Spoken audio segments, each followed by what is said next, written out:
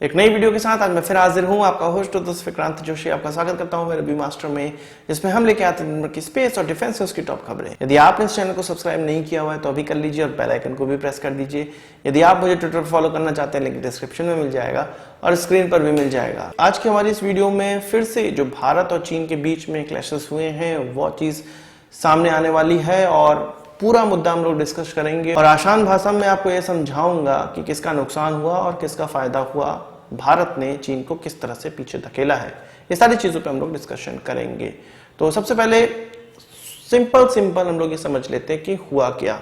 Actual में जो Pangong Tso lake है उसके जो नॉर्दर्न जो उसका बैंक है वहां पर फिंगर 4 और फिंगर 8 का जो जाम चल रहा है वो तो चल ही रहा है। चाइना ये चाहता था कि उसके सदर्न रीजन में, उसके सदर्न बैंक में भी वो आगे बढ़ जाए और फिर वो भारतीय सीमा पर डोमिनेट करने लगे।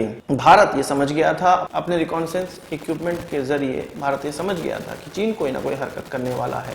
चीन की हरकत किस प्रकार की होने वाली रही थी, 500 से लेके 1000 सैनिक वो इन क्षेत्रों में डिप्लॉय करने लगा था। इसके अलावा टैंक डिप्लॉय करने लगा था ताकि वहां से वो भारत पर निशाना साध सके। और यहां पर भी वो हाइट एक्वायर करना चाहता था, जो हाइट वाले इलाके हैं जो कि ना अभी चीन के हाथ में थे और ना ही भारत के हाथ में थे। ये दोनों ही LAC, वो जो लाइन ऑफ एक्चुअल कंट्रोल है जिसमें कि भारत का परसेप्शन इधर है चीन की तरफ और चीन का परसेप्शन भारत की तरफ है। तो ये जो इलाका था ये दोनों परसेप्शन लाइन के बीचों बीच तो मैं नहीं कर सकता, भारत की तरफ ज्यादा शिफ्टेड था और चीन की तरफ कम शिफ्टेड था। हालांकि चीन के लोग यहाँ पर कई बार पेट्रोल करते हैं और नीचे के इलाकों में चीन की चौकियां बनी हुई थी, यानी कि जो इलाका था वो लगभग भारतीय सीमा तक था, पर भारतीय सीमा से चीन की तरफ था, जहां पर चीन के लोग आते जाते रहते थे। तो इन्होंने सोचा कि हाइट एक्वायर कर ली जाए और फिर जाके भारत पे और दबाव बनाया जाए, टेबल पर भी और ग्राउंड पर भी। जो कि इलाका था हेलमेट टॉप या काला टॉप भी कहा जा रहा है। काला टॉप इसके पास में भी और हेलमेट टॉप, इन दोनों ही इलाकों की बात की जा रही है। तो इसी पर कब्जा करने के लिए चीन के लोग आगे बढ़े। 29-30 की जो रात थी उसमें आगे बढ़े। भारत ने अपने डिप्लॉय कर दिए SFF यानी कि special frontier forces. Special frontier forces वही फोर्सेस है जो कि तिब्बतियन रिफ्यूजीज को मिलाकर बनी हुई है। 1964 में इसका निर्माण किया गया था। उस समय प्रधानमंत्री हमारे जवाहरलाल नेहरू थे और उनके द्वारा ही इसका निर्माण किया गया था। और यदि आप विकिपीडिया पे पढ़ेंगे तो ये दिखाता है कि ये रॉ के अंतर्गत आती हैं, होम मिनिस्ट्री के अंतर्गत आते हैं। आर्मी से इसका संबंध नहीं है, पर आर्मी के जो ऑफिसर्स हैं वो डेपुटेशन पे इसके कमांड के लिए जाते हैं। एक्चुअल में इस फोर्स की जो रैंकिंग है वो भी अलग होती है, इसके जो निशान हैं वो भी अलग होते हैं। ये स्टार की जगह फूल का इस्तेमाल करते हैं जो कि कंधे पर लगते हैं। इनकी रैंकिंग भी अलग होती है और इनको एस्टेब्लिशमेंट 22 भी कहा जाता है और इनका इस्तेमाल कई जगह किया भी गया है। और इनका नाम उस समय भी लिया जाता है जब दलाई लामा को तिब्बत से भारत लाना था, तब भी इनका नाम लिया जाता है कि इनका इस्तेमाल किया गया था। उस समय इनको मस्टंग रेबेलियंस का नाम दिया गया था और उनके द्वारा ही दलाई लामा को भारत लाया गया था सुरक्षित। इसके बाद भारत ने SFF का गठन कर दिया था और फिर हम लोग जान ही रहे हैं कि किस प्रकार से SFF ने अपनी जो वीरता है वो दिखाई है अभी परसों। तो इन्हीं को भेजा गया। इन्होंने चीन के जो कैमरे होते हैं, सर्विलांस सिस्टम होते हैं, इन सभी को चकमा देते हुए इन हाइट्स पर कब्जा कर लिया और अभी भारत प्लस में चल रहा है। जैसे कि पेंगोंग त्सो लेक के पास में फिंगर 4 भारत की सीमा के अंतर्गत आता था और चीन की परसेप्शन लाइन वहां तक है और भारत की परसेप्शन लाइन फिंगर 8 तक है, पर चीन पूरा फिंगर 4 तक चला आया था, फिंगर 5 तक चला आया था और हाइट एक्वायर कर ली थी। इसी प्रकार से अब भारत ने किया है और वो चीन की तरफ शिफ्ट होने लगे हैं। इसलिए चीन बिलबिला उठा है। कई बार उनके भाषण निकलकर सामने आ रहे हैं, कई वक्तव्य निकलकर सामने आ रहे हैं। अपने आर्टिकल, अपने जो स्टेट रन जो मीडिया है उनके आर्टिकल को जिस प्रकार से निकल के आ रहे हैं कि 1962 का युद्ध भूल गया भारत या हिंद दिन निकलकर सामने आ रहा है, पर भारत को कोई भी इसमें दिक्कत नहीं है क्योंकि हम हैं प्लस में। अब बात करते हैं कहां पे हम लोगों ने कैप्चरिंग की है।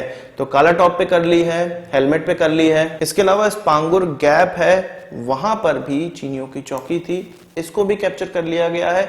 और ये स्पांगुर शो है यानी कि स्पांगुर जो लेक है उस पर भी कैप्चर भारत ने कर लिया है। इसके आसपास जो चीनी रोड बनाई गई थी उस पर भी भारत ने कैप्चर कर लिया है। चीन इससे एकदम बिलबिलाया हुआ है।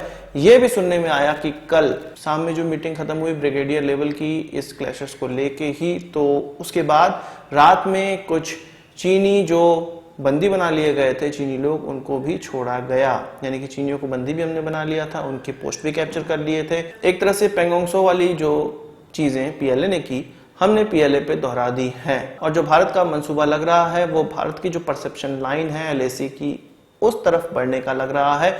इससे तो चीन को बिल्कुल ही प्रॉब्लम हो जाने वाली है। इसके अलावा इन हाइटों पे चढ़ के हमने एंटी टैंक गाइडेड मिसाइल लगा दी हैं। अब क्या प्रॉब्लम होगी, अब जब चीन यहाँ पर टैंक डिप्लॉय करना चाह रहा है तो उसको बहुत डर है। ऊपर से यदि हम एक मिसाइल दागते हैं, उनके आसानी से टैंक मार के गिराए जा सकते हैं, उसको यह भी यहाँ पर प्रॉब्लम होने वाली है। इसके अलावा उनके विदेश मंत्री इस तरह से बौखलाए हुए हैं कि बॉर्डर डिमार्क नहीं है और अब बॉर्डर डिमार्केशन के लिए बातचीत करने को वो तैयार हो रहे हैं। तो यही तो भारत चाहता है, बातचीत की टेबल पे आओ, ग्राउंड पे पहले तुम पे दबाव बनाया जाएगा, उसके बाद बातचीत की टेबल पे भी तुम पे दबाव बनाया जाएगा। इसके अलावा आज एक खबर भी निकलकर सामने आई जो कि तिब्बतियन लोगों के द्वारा बताई गई, या तिब्बतियन एक तरह से आप कह सकते हैं कि उनकी पीआर टीम के द्वारा बताई गई। उसमें यह था कि एक जो एसएफएफ का ऑफिसर है, जो कि वो लोग उसको तिब्बतियन आर्मी का ही आदमी मानते हैं, क्योंकि ये चाइना के विरुद्ध बनाई गई है। तिब्बत को एक तरह से उनके मुताबिक आजाद कराने के लिए तिब्बत की आर्मी ये बनाई गई है, जिसको चक्राता में, जिसका हेडक्वार्टर है देहरादून में है। ये उनका एक ऑफिसर वीरगति को प्राप्त हुआ। एक्चुअल में ये 30 तारीख की घटना है और ये जो चीन के साथ हमारी झड़प चल रही है, इसी से रिलेटेड ही घटना हुई थी। एक लैंडमाइन के कारण इस ऑफिसर की मृत्यु हो गई और एक जवान घायल है, वो भी एसएफएफ का ही है। इसके अलावा कल जब मीटिंग चल रही थी, ब्रिगेडियर लेवल की मीटिंग, तो हाइट पर भारतीय लोग तो चढ़े हुए थे। इनको डराने के लिए भारी संख्या में चीनी लोग आ गए, चीनी सैनिक आ गए, क्योंकि ये चुसूल में चल रही थी मीटिंग। तो चुसूल से लगभग ये 10 किलोमीटर की दूरी पे है, इस एरिया में आ गए। उसके बाद जब ये चीजें ब्रिगेडियर लेवल की मीटिंग में पहुंची, तब तुरंत भारत ने चीनियों को पीछे हटने को कहा और चीनी फिर पीछे हट भी गए। बहुत ज्यादा दबाव है चीनियों पे और अब जाके टेबल पे उनको दबाव महसूस होने भी लगा है। उनके आर्टिकल्स, उनके बयानों, इन सारी चीजों से पता लग रहा है कि चीन पर बहुत ज्यादा दबाव आने वाला है। इसी चीज पर भारत में मीटिंग भी की गई। हमारे जो डिफेंस मिनिस्टर हैं वो रशिया की यात्रा पे जाने वाले हैं। 5 दिनों तक वो रशिया की यात्रा पे रहेंगे, तो इसके बाद कोई मीटिंग उनके साथ नहीं हो सकती थी, इसलिए उन्होंने मीटिंग की। इसमें हमारे प्रधानमंत्री शामिल थे, तीनों सेनाओं के अध्यक्ष शामिल थे, सीडीएस शामिल थे, इसके अलावा डीजीएमओ भी शामिल थे। तो पूरे हालात पर एक जायजा लिया गया। इसके अलावा हमारे एनएसए ने भी मुलाकात की। तो हर तरह से तैयारी की जा रही है चीन पर दबाव बनाने की। सबसे पहले जो ग्राउंड पे दबाव बनाने की जो बात थी, वो हम लोग रिलेट कर सकते हैं अपने सीडीएस जनरल विपिन रावत के उस बयान से, जिसमें कि उन्होंने कहा था कि चीन के खिलाफ हमारे पास मिलिट्री ऑप्शन भी टेबल पर है।